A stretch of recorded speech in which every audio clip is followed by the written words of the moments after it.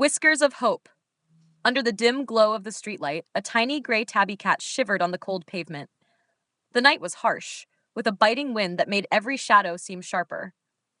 This little cat, named Whiskers, had known no home, only alleys and scraps.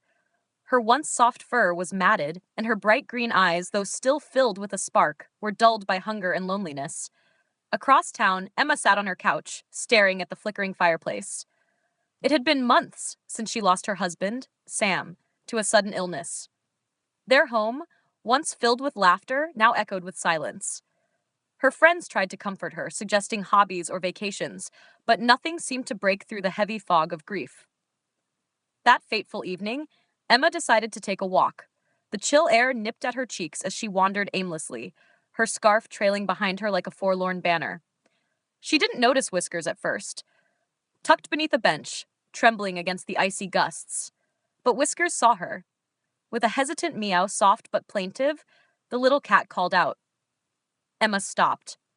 Her tear-streaked face turned toward the sound, and there, under the bench, she saw those emerald eyes staring back at her.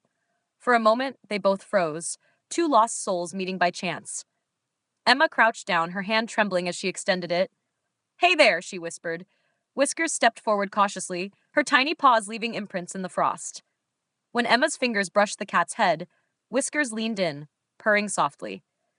It was the first warmth either of them had felt in a long time. Emma scooped Whiskers into her arms and carried her home.